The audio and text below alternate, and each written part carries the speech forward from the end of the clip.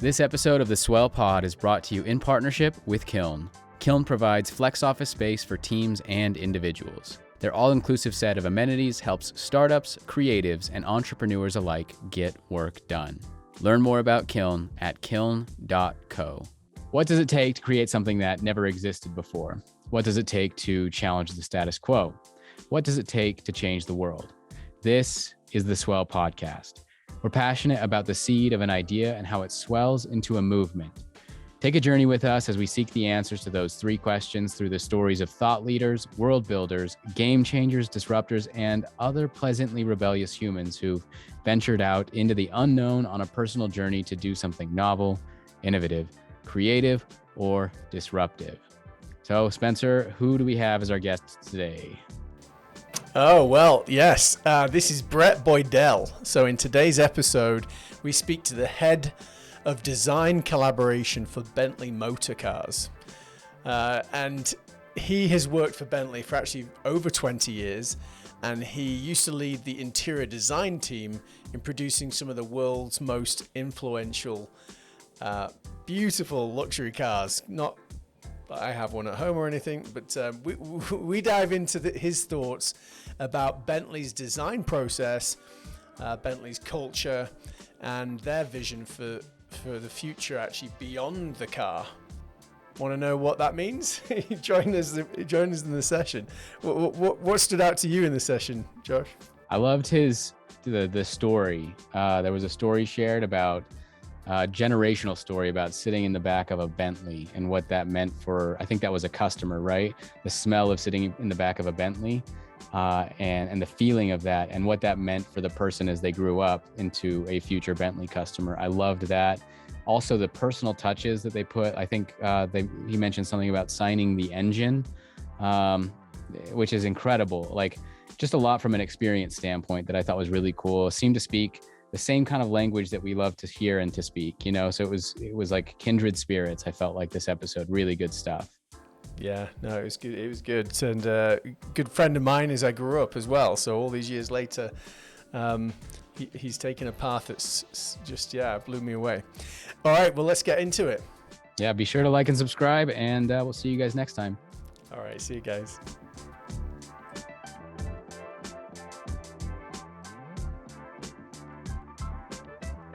And look, welcome to the Swell Podcast. And we know that we have a connection, I guess, from our friendship and friends of friends and all sorts of things. I think we both grew up in London, didn't we? And then I moved to Leeds, you moved to Harrogate. Is that right? Yeah. I don't know who got there first. Oh, I got there in 1983 or 84. So it you might have got there just before me then. Yeah. A very similar timing, yeah. And we just grew up together a little bit with activities and all sorts of great memories in those areas. And it's just great to catch up actually now. So it's been quite a few years since we talked. And I think you've probably been working where you are with Bentley for quite some time. But it's interesting. I'd love to just tell us a little bit about what you've been doing and what you're up to now, and we've probably got to kick it off with a question after that.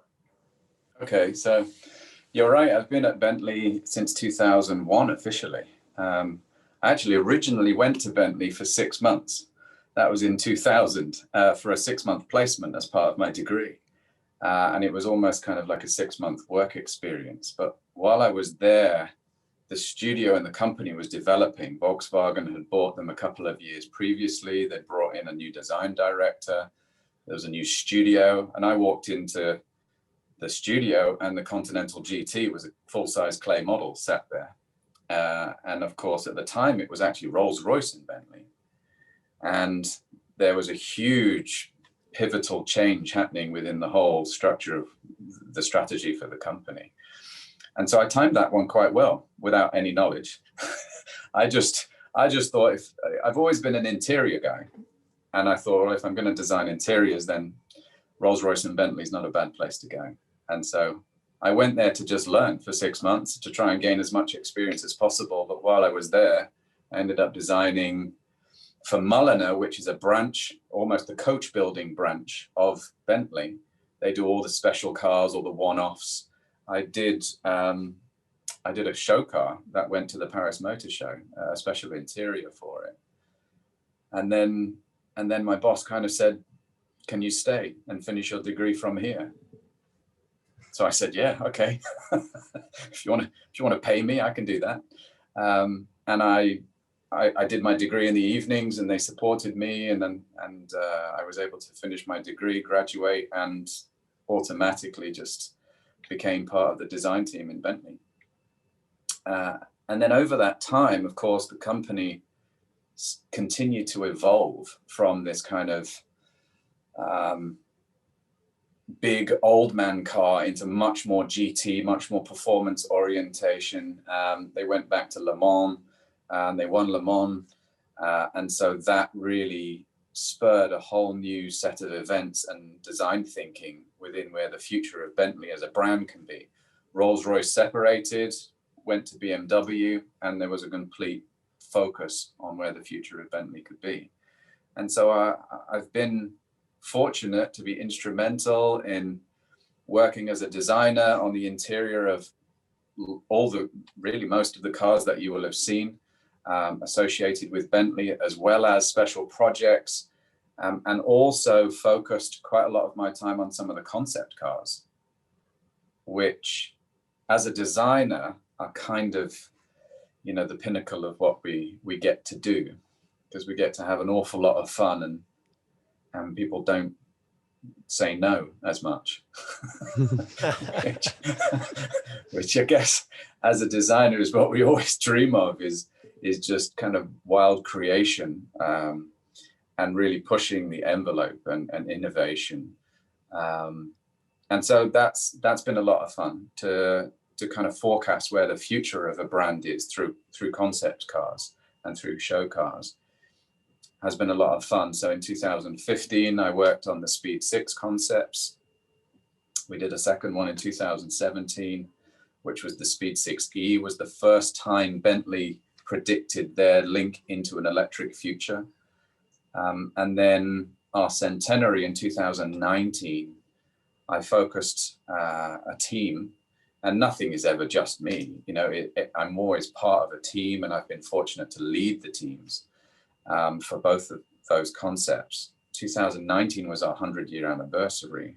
And so it was a great opportunity to show the world where the next 100 years of Bentley was going, where the company direction was going to go, while celebrating 100 years of everything that was behind us and everything that had got us to where we were. We also wanted to create that paradigm shift of where the future of luxury automotive travel was, where the future of grand touring was.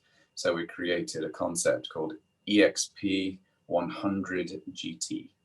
And that was really a lot of fun, a lot of hard work, but was pitched at 2035. So very much a vision of where the future can be. And it wasn't just about the future of the car, it was about the future experience of Bentley and luxury travel. What a journey you've had then. What a lucky break, I guess, maybe, to start there in doing your degree. And by the way,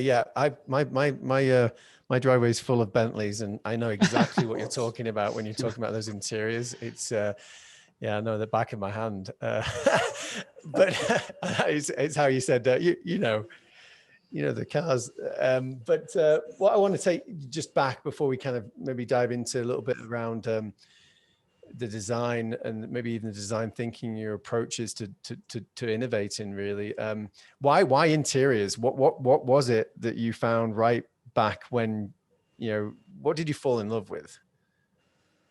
So while I was at university, I went to Coventry University, which is pretty renowned throughout Europe as, if you want to be a car designer, which I'd always wanted to be since about the age of 4. I was, as a young kid, always sketching cars, and everybody else wanted to be an astronaut or a choo-choo train driver, and I was like, no, I'm going to be a car designer. And so the irony of actually going and doing that was not lost on my family. but I found myself at university with some extraordinarily talented guys and girls. And I just realized that most people's focus was all exterior design, and it's really finite, and it's all about tuning kind of minuscule lines and proportions and volumes. And I found it interesting, but the interiors just had so much more going on, so many, so many components, so many, every switch, every button, every surface, all of the materials. It all just intrigued me that much more. And I found I was kind of good at it, and had a talent for combining all of those things into one homogeneous design, being able to see the big picture, and also then translating that into one language, one design language, is really the big challenge of any interior. And the reality is, it's always a team of designers that deliver an interior, but it always needs to look like one person's hands drew everything.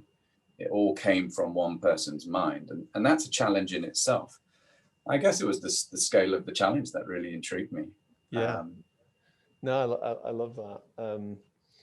And what you're describing there is, it's so important for interiors. It has to happen that way. Of course, in businesses, in corporations, in unicorns, it could be their products, it could be their digital products, it could be even down to their services and their culture has to, ideally it would also feel very, very similar experience. But of course, in a car, you kind of haven't got a choice, right? It has to be that way. Josh, I know Josh is waiting for this killer question to kick this thing off. No, I'm only kidding. Where do we want to go? Well, so two questions went through my mind, and one was, I'd love to know if that was kind of what you were hoping to do from the time that you were really young. How did ultimately, where you're at now, how do you look back on your expectations and kind of what you thought it would be and ultimately what it is now? I'm interested in your perspective on that. And then I'm also interested in the second question, which was, from a design perspective, do you select materials based off of the smell? I'm intrigued by the idea of a new car smell based off of the design and the choice of materials and things like that. So even down to the detail of smell when somebody first steps into the car. But yeah, anyway. Okay, so your first question is a good one. The reality of design work is not the same as the dream. As most professions, it still comes down to hard work. You have to be very good with deadlines. You have to be very good with late nights and churning out ideas. The concept of being good at drawing doesn't equate somebody that can design, because a designer has to take a blank piece of paper and create something and transmit ideas from your mind through to 2D and then into 3D very quickly. And we use computers an awful lot for that quick transition. But actually the fastest way to communicate ideas or concepts from your mind is still to just sketch. And most designers, they may use different ways of sketching and different mediums. They may sketch straight into Photoshop these days, but actually it's still that just idea generation and what about this? And you could do this slightly differently. And then you just sketch out those ideas. And the reality is 90% of anything that you ever create will never see the light of day. And I've been extremely lucky in that I've worked on a lot of projects that have gone all the way, through the process of conceptual ideation and then ended up being produced and being the production cars that are out on the road. That's not common. I guess that's the result of being in a company that's a little bit smaller, has quite a tight design team. Whereas some of the big brands, you could be a designer for a very long time and never have anything actually be produced or hit the road. And so you have to get your head around that you're going to do an awful lot of work that could be incredible and could never see the light of day. But those are some of the realities. Of course, we're constantly working within confinements and challenges of budgets and feasibility, and of course, taking your baby of a concept and a design and then spending 4 years making that into a production car can be really tough, is hard work, and you're constantly fighting to try and keep it as pure as possible, to keep your original vision as clear as possible, so that what the customer ends up with is as great as your original vision. Again, I consider myself extremely lucky to have worked with such incredible brands. And Bentley is owned by Volkswagen Group.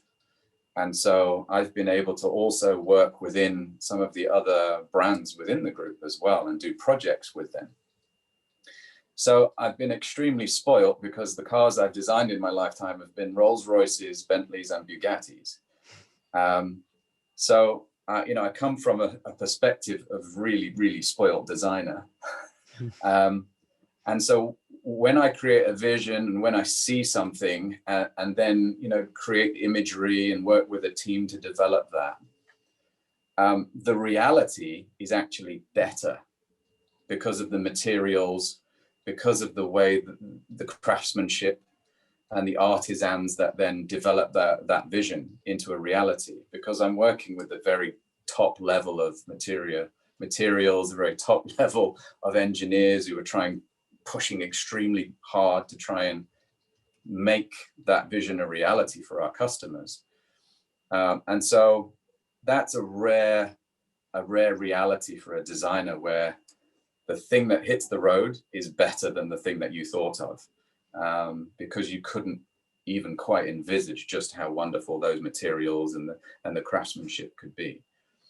So there are some harsh realities about being the dream of being a designer, versus really the way it works. But then there are some very special moments where, you get to see the final product and you're even surprised by the outcome. And so it's a balance of both, and there's lots and lots of hard work in between. But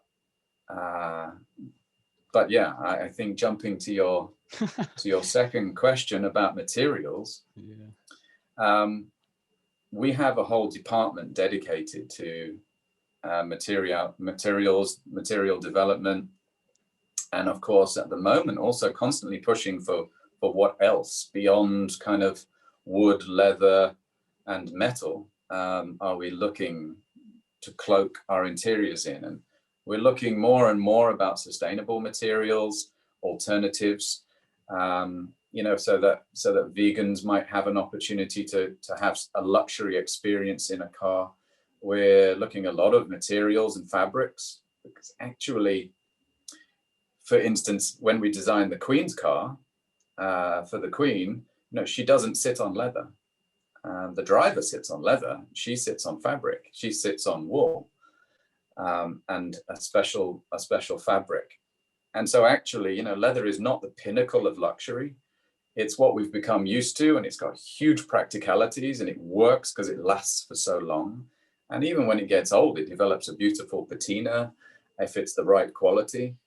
But actually, there's a lot of space for sustainable fabrics and working with really great companies that kind of work in a very ethical way to produce alternative materials. So that can pose a different challenge, in that one of the things people love about Bentleys is the fact that they open the door and the car smells of wood and leather. Yeah, it's synonymous for a new car smell, and a Bentley smells quite different than your average car because of the materials that are in it. But if you take all the leather out and you took all the wood out, what does the car smell of? And so, yeah, we have to think a little bit about how do we enhance the shift in that experience, and all of it is part of what we would call kind of a luxury experience. is being able to open the door. It's about smell, it's about sight, it's about really electrifying all of the senses. And one of the things we explored in our concept car is how do we advance and how do we take that experience further? How do we use the digital age and technology to enhance that experience? We involve lighting, so you have different moods and different experiences in daylight versus at nighttime. And you can start to use, curated experiences to enhance all of the senses to create different experiences in different situations. And that's something that our team dedicated to user experience focus on is how it feels beyond the wood and the leather that we're so well known for. And you absolutely need to go to a dealership and go and sit in some cars. Yeah. quick one though. Are they gonna let me in though? Just tell them I sent you. I'm interested to know from the experience perspective, is there an empathy map, a journey map for a queen? Like, did you guys go into that level of detail? It's interesting. It was a little while ago when we created the unique car for the Queen. But she was very, very, very clear on what she wanted. She knew exactly what she wanted. She signed off on all the key decisions. She had specific requirements because, she knows what she was going to use the car for and how she was. Entry exit was very, very important because all the photographs and all of the cameras are on the Queen, and being able to step in and out of that car elegantly. And that was a priority. And so completely different sets of user requirements than, let's say, an average production car that we produce. And I think that's important. That's where bespoke creation or being able to personalize your car through things like Mulliner, our whole department, which is about that specific bespoke creation. That's where your experience as a customer, you can take to a completely different level, where you start to get involved in the creation of your car, that final aspect. Whether it's at the beginning of the program and you literally create a car around you and your user needs, or whether it's just as a customer that gets to be a part of the final creation with the materials and the colors and that whole process. Yeah, being involved in the creative process of a car is an amazing experience for our customers, and that's where they get to add their personality and their taste. That's amazing. Josh, I love that question about the Queen, and I was going to go there as well. I wasn't sure if I should, but I love the idea of this curated luxury experience, and I'm now curious to know, how do you measure that experience, and how do you measure it with her? But I'm sure you got good feedback, or do you get any feedback from certain clients like that? Yeah, no, I mean, we always get feedback. We get feedback, when they're really pleased, and you get feedback if they're not, and you make changes. But people are very passionate about their cars. You don't have to be a car person, what we call a car person, to really be passionate about cars. If you're spending time traveling, then it's your environment. So you don't have to be a car person to recognize that you like certain environments, or you don't. And I think when it comes to those materials and that craftsmanship, you don't need to be a car person to really get into that and to start knowing what you want and what you need from a services perspective, or for a convenience perspective, or just from a comfort perspective. And so we do get a lot of feedback and a lot of involvement from our customers who really want to have that input. They ultimately always very respectful of our expertise, but they love being able to get involved in that process. Yeah, Josh, I know you were going to ask a question, but I'm still curious about do you measure it by MPS? Do you like I'm not expecting you to tell me what the Queen's NPS score was, but how do you actually measure the overall experience from some of those kind of high-end luxury, well, I would say customers, products and customers? Yeah, ultimately it's with customer feedback. I mean, at the center of everything we do, it's all customer centric, and we measure lots of customer feedback through surveys and through the dealerships. And our dealerships are extremely important, to maintain the customer relationship. But, I actually, as a designer, get to go out into some of the dealerships, and I've been able to travel around, a few areas of the world and speak with customers at events where they are only more than happy to tell you everything they love and all the things that they think you could improve. And actually, we listen to some of those comments. We listen and try to implement wherever possible. Sometimes there are things that are restrictions with legalities, and a customer will say, I really want one of these. It's not actually possible within the legalities of a car. There's a lot of safety involved. But other times they have brilliant ideas that we just haven't thought of because we're not using the car for 3 to 4 hours a day. We're not stuck in traffic jams. And so that feedback from our customers is priority and filters directly into the design department for when we then come to design the next generation or make iterations on the next products. Yeah, no, it's a very, very customer centric company. Yeah, no, it sounds like it. You could have gone 2 different directions, couldn't you? When you split, just carry on doing the amazing things you were doing. But it sounds like you're a company that has very committed to discovery and continual innovation, trying new things that, and that's based on the insights. In fact, we had a guest called Dr. Soni from India, just talking about, the importance of insights before you even get to ideation. Just rich insights, putting your biases apart to the side and really trying to understand and get to the heart of the problem or the heart of what the customer really wants or needs. Josh, sorry, I've sidetracked the question. No, it's good. Yeah. I mean, I definitely want to try to get into, I think, the future of what you're designing at Bentley and like beyond cars. I saw, in the thing that we asked you to fill out, you mentioned beyond cars, and I'm interested in that. But I'd also like to know, just from your perspective, like, as you mentioned, I think, from a design perspective, it's, to see, something that you've worked on for a long period of your life out in the world, and in something as important as a vehicle, as a car that gets, you from point A to point B in your life, on your journey to go out and accomplish great things. Like, from your perspective, when you sit down in one of those cars, like what does that feel like just for you, even, Yeah, sometimes when it's been a 5-year journey, you're just quite relieved, to be honest.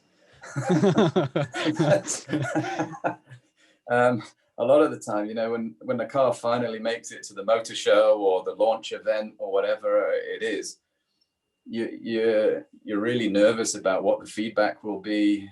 Journalists can be, phenomenal barometers because they know what they're talking about, and they will do their best to kind of really find the problem. But when they like it, they also are very good at telling you. And so, yeah, there's always a bit of nervousness, when you're about to launch a car or a new product, to think, did we get this right? Is this where we wanted it to be? And yeah, in reality, when it goes well, you're mostly relieved because it's the end of a long journey. Cars, from kind of the start of a project where you start the ideation of a new product to final production and a release of a car, it's 4.5, 5 years, and that's a long time to be pushing something to come through. That means, when we talk about taking on all of that input from customers and all of those ideas, we have to recognize that's generally what people want now, not what people are going to want in 5 years. So we also have to then use our ideation and some conceptual thinking about, okay, how does that also translate into what customers are going to want in 5 years' time? So you're always pushing and always trying to extend the envelope from where people are now. And if you just think about what you would demand from a car or a product now versus 5 years ago, it's a big leap. And in some respects, you wouldn't have even imagined that you could be demanding certain things from products now. But we have to imagine that. That's our job, is to be able to go on that journey. And so that's a long process, and the feelings that you have are absolutely, you're elated, you're relieved, you're thankful to have been involved, and then you very, very quickly move on to the next thing. You're like, okay, good, we managed it, it's done, let's enjoy it, but like, now what? And the reality is you've moved on to another project in interim. You never just work on one project. And so you're already into the next thing and you're pushing hard on that. And so, yeah, you just keep that motivation and that drive. But certainly seeing your ideas and thinking, wow, I remember a long time ago when that came out of my head. Or a customer saying like, I love this feature. Who thought of that? And then you think, actually, that was me. That came out, it's my fault. I often say that, customers say, who thought of this? I say, yeah, that's my fault. And that could be a good thing or a bad thing. All depends. So that's a lot of fun. Yeah, that's awesome. And so it is an interesting moment in time for cars in general, right? And I can imagine, you're looking at some pretty innovative stuff, and I guess from a journey of Bentley, from the time that you've been there, and the culture of innovation and the culture of, like, as it relates to the moment right now, help us understand, what would have been maybe some of the opportunities where it was maybe a little bit more difficult, or for the culture of Bentley to continue to innovate and continue to change, or was it actually not that difficult? I don't know. Yeah, I guess just help us understand that of the evolution of the design culture within Bentley, I guess, as you kind of move into the future now as well. I think that we've been very lucky, and I've been very lucky. I've served under quite a few CEOs and under a couple of design directors as well, and they always bring something personal, as any leader does. Currently, we have an incredible CEO, and actually, I have a new design director who starts in March. So we're really in that transition period right now. But my last design director, I've been working under for the last 6 years, and had a great relationship with him. And everybody brings something fresh and something new and a personal insight. We have a pretty recent engineering director, which is who we work under as well. And we're always interconnected with engineering as a department. And so each individual has a different vision and something that maybe is a focus. I have to say, Bentley has been exciting because we've had really driven people that are extremely well educated, have a lot of vision.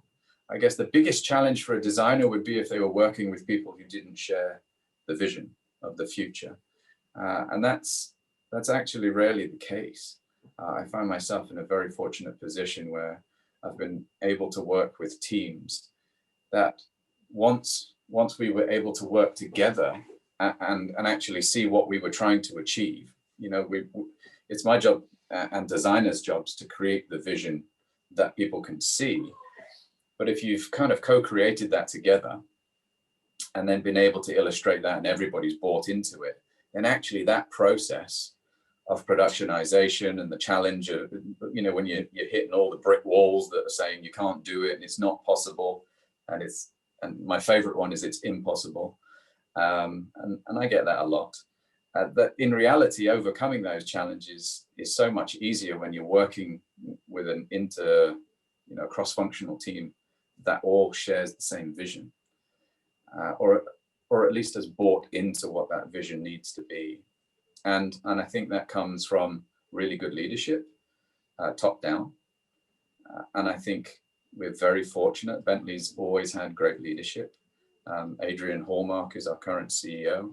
He has an amazing vision for the future. He was really integral in the vision of the EXP 100 GT concept car, which really gives an illustration of what that future vision can be. And, you know, there's no restrictions on that. It is kind of constantly it was really pushing the level of innovation of luxury experience.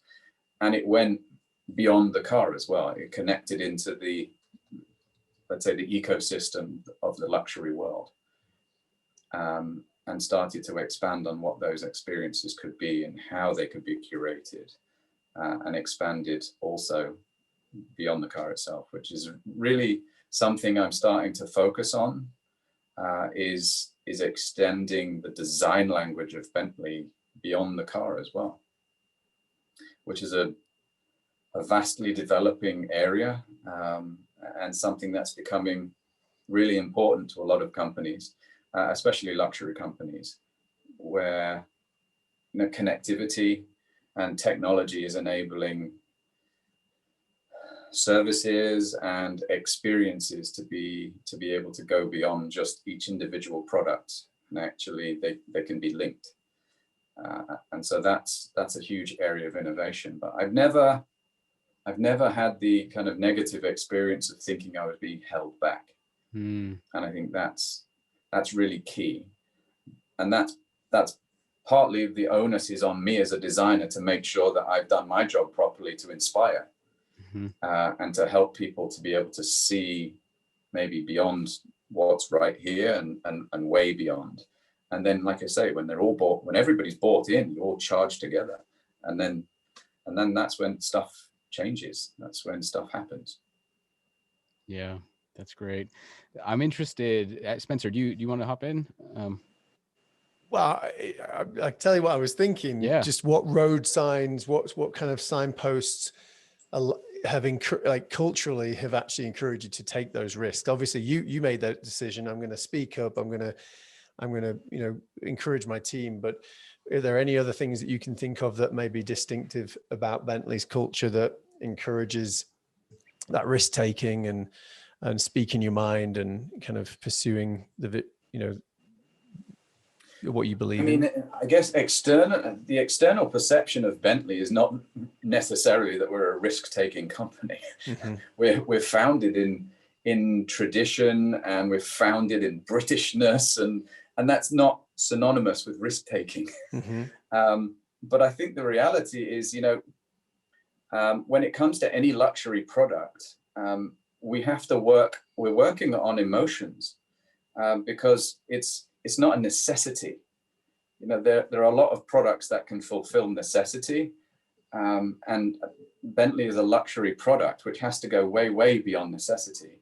It has to go into something that you connect with, and that improves your life, and that comes through experiences which you value and you remember and you retain.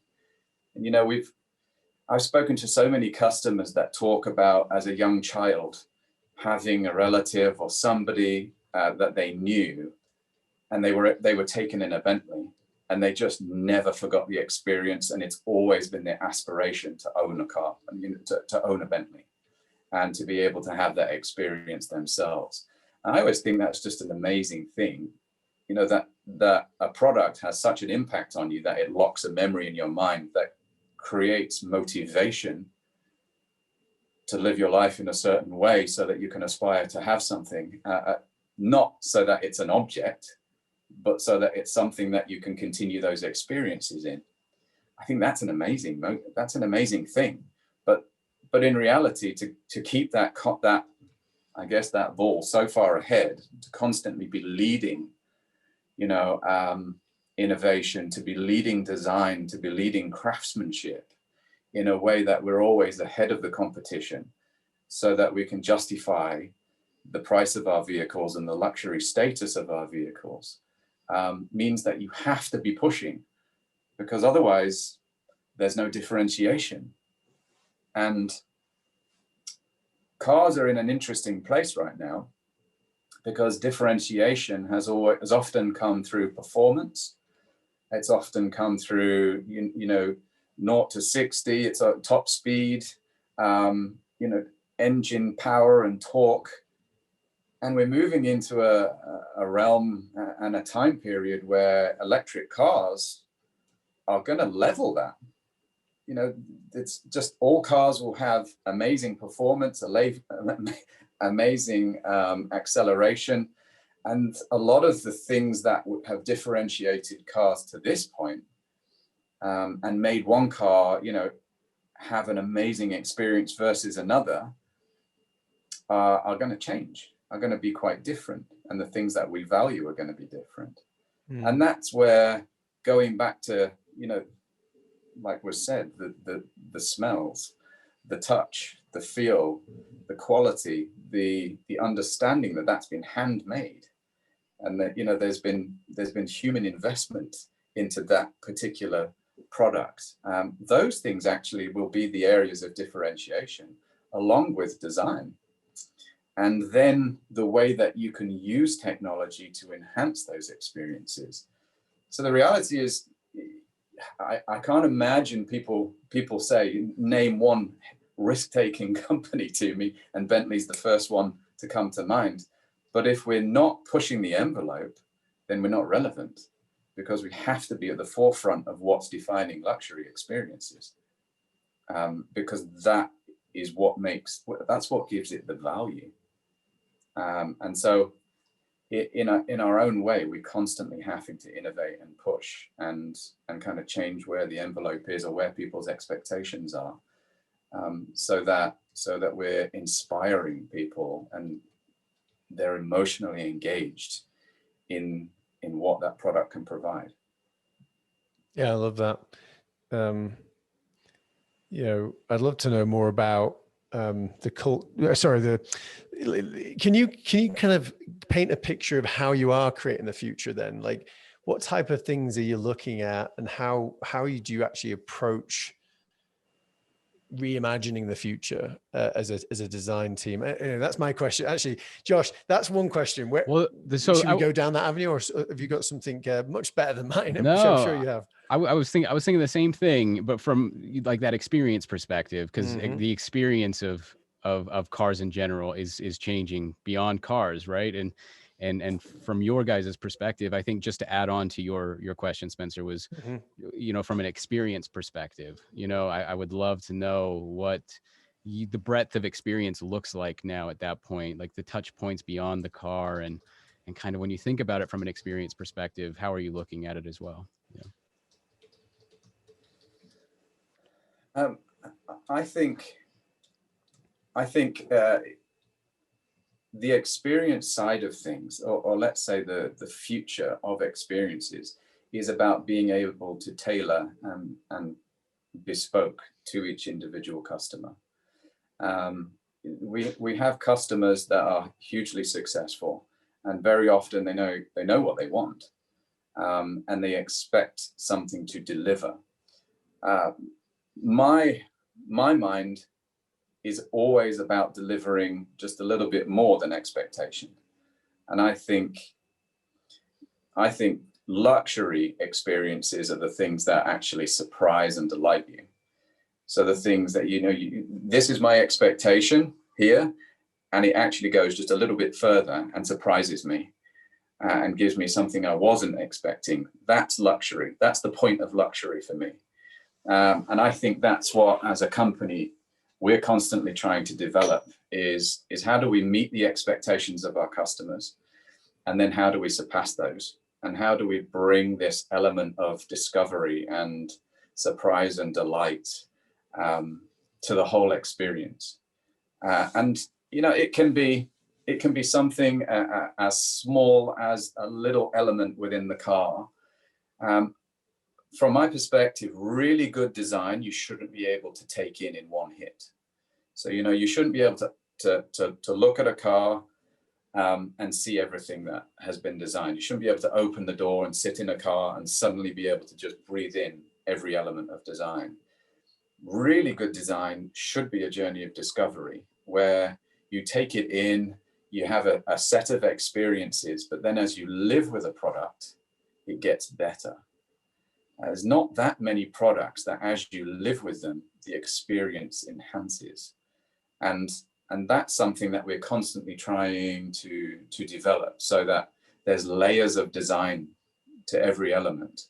So it might be that, you know, you've been using the car for 6 months, and then suddenly there's a rotary or a switch or a panel on the interior, and you just realize that there's more to it than you first saw. There's another layer of design, there's another layer of complexity, there's an attention to detail you hadn't appreciated on first read. And we refer to that as kind of first read, second read, third read. And I think that's really important, where the ownership experience gets better with time. And that requires a lot of investment because that it's expensive to design things that have first, second, third read kind of discovery in the design themselves, because it is often connected to complexity, it's connected to materiality. I designed kind of details and rotaries in a concept car which had the kind of the finish which is synonymous with Bentley, we call knurling, and it's this diamond finish. And you know, people love the tactility of that, and we even put that knurling finish and that diamond finish in areas that you can't see. So it's behind surfaces. So when you open the door handle, it's on the back surface. You can't see it, but you can only feel it. But every time you go to open the door, you feel something, you just go, that's nice. Yeah, and nice. It's, you know, it's just that, it's that they didn't need to do that. I would have bought the car anyway. Yeah, but I appreciate it. And there's those kind of finishes. And so we have customers that love those experiences. So then we're designing, you know, the next generation of, or a concept that showed where we can go in the future. And we start saying, okay, but how do we take that forward again? What's the next step for that experience? And so I developed a knurling that had a 3D shape to it. And actually we worked with a company that used a 0.3 milling head on the aluminium components so that they pierced through and perforated every surface of the diamond knurling, which meant then I put a second material inside, which was actually copper, so that when you really, really look at it, you realize that it's transparent and you can see the other material through it. Now, you don't see that on the first read ever. You just think, oh, it's lovely knurled, and oh, that feels great. You know, that feels super. And then at some point, you look a little bit closer and you realize there's a level of complexity and a layering of design and a layering of materials, which suddenly just fascinates you. And that's that point of, I wasn't expecting that. And who thought of that? And why would you go to that level of complexity? But actually, that's the point of luxury. For me, that's that journey of discovery. Yeah, wow. I love that. I'd love to know from the actual, because you mentioned you've never felt like you've been held back. And is it those moments, you know? I'm generalizing. Yeah, okay. But is it those moments that really, I guess, fuel, like, if there was anything that you're striving for as you start to innovate, it is, you know, like on the, you know, as you take a step back, you can see a Bentley as this, but what we're really striving for almost culturally, the thing that everybody at Bentley is really looking for are those little things that nobody had to do, but we did, if that makes any sense. That, I don't know. The element of surprise as well. Yeah. Yeah, I think there is definitely a big picture, but the differences are in the details. The differences are in some of the small little things that make the difference, and they all add up to what that that Bentley difference is. It's the fact that, you know, you can recognize the handwork, you can recognize the investment in a workforce that is skilled, rather than a mass production approach, which, yeah, it's more effective and it's more efficient and you can make more money that way. The worst scenario for making money is to have lots of people involved in a product. But if you remove that from a Bentley, then you've lost the essence of its very soul. You know, it's about hands. And there's a sustainability in that very concept in itself. It's about a workforce and a skill force. And, you know, we have people that are integral to each product. You know, the name of the person that built your engine is inscribed on the engine.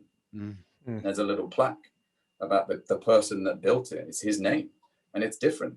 You know, there are a number of those on each car because each one has somebody different that finished and constructed your engine. And I think there is a value associated with that. And as we move into a mass production world, it's those little things that actually make the difference. It's those little elements like, wow, somebody's really cared about that. You know, they've cared so much that they've gone to this nth degree, and they've invested and made sure that that is absolutely as good as it could be, rather than settling for good enough. They've gone slightly beyond that. And that is the mentality that any luxury company, I think, has to have, because that's the difference. That's the difference between standard or premium and pure luxury and extreme luxury, is all those little differences, that attention to detail, that investment in time. And it's becoming difficult and rare within the business world to be able to justify why that's so important. But Bentley has fortunately recognized that that's integral to their future as well.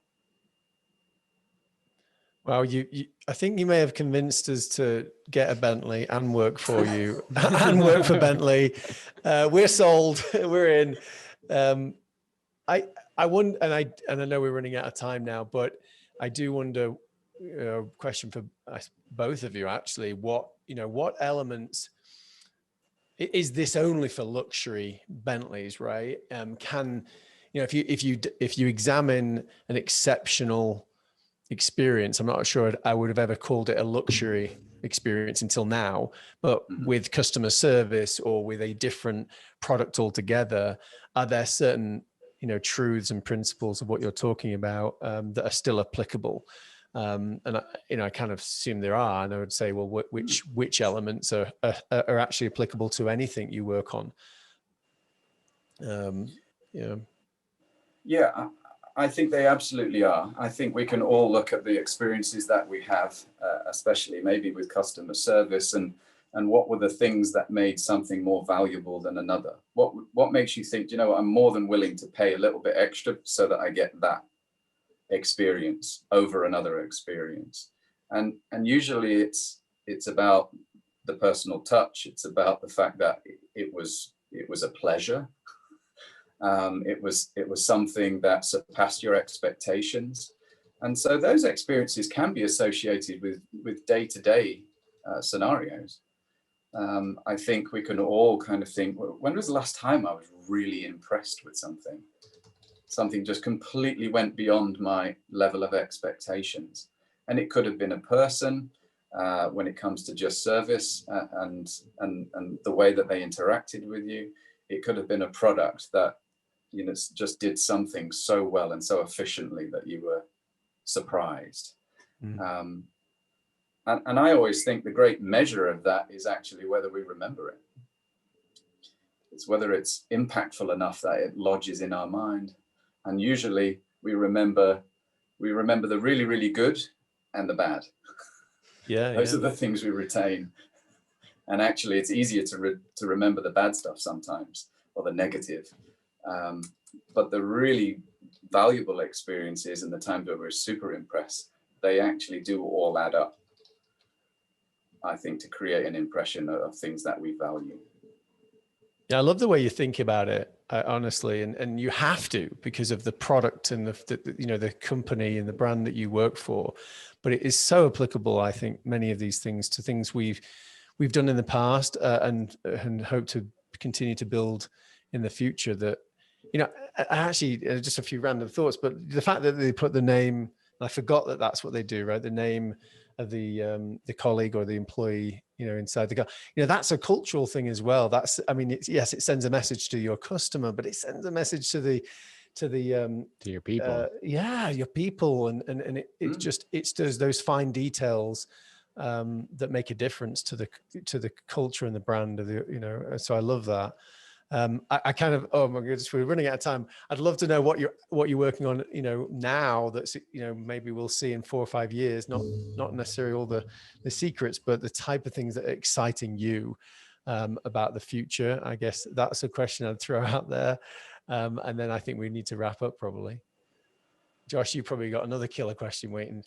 No, I do want to say just real quick though, because I love that you made that connection, Spencer, because it truly, like, what some of my favorite moments of this conversation were, a child sitting in a Bentley and then like, it was such an impactful memory, right? But what it does culturally when you put your name on that car is now all of a sudden you're associating yourself, your detail, your human touch to that person's memory, and that connection between employee, designer, customer, whatever it is, right? It's baked into human emotion and memory, and something really, really strong there. And that's so purposeful, I think, as far as a culture. But anyway, sorry, I don't want to interrupt the answer to Spencer's question. Well, the you can pass. Thank you for that perception. And I think to answer your question, Spencer, it's a fairly short one. The stuff that really excites me and I'm working on, I can't talk about. Yeah. That's the challenge of a designer, is that in reality, the stuff that we're super excited about is always confidential. Yeah. And we're working on things in the future. I guess the stuff I can talk about, I'll generalize some of the stuff. We're working on future products. We're working on a vastly changing automotive industry. We've already made clear declarations about the electrification of all of our cars. Electrification, a lot of people look at it and think that's a really good thing because of the impact to the environment and air quality and sustainability, and all of those things are positive. But is it going to am I going to lose my automotive experience? Is it all suddenly going to become a bit dull? And in reality, you talk about electric cars, and most people struggle with them is the lack of noise, the lack of one of those elements. But Bentley's been creating quiet cars for 100 years, and it's been associated with the luxury experience. So for us, we see a very exciting future where we can partner our aspirations of becoming, a really influential, sustainable luxury company in the future, and in leading a sustainable approach to car manufacture, to skill retention, to collaborating with artisans, and I'm the things that are really exciting me at the moment are the opportunities to collaborate and to work with other industries and other designers and other skills which can enhance and bring something new that we can then make a part of the future of Bentley. There's a huge element of the influence of technology, which I find really, really intriguing, because how do you make technology have warmth? How does it have feedback? How does it engage you? How does it create an experience that's as lovely as touching, a perfectly milled piece of metal componentry in your car that has a mechanical feel, like the organ stop in the vents on a Bentley? How does that experience balance into a digital world?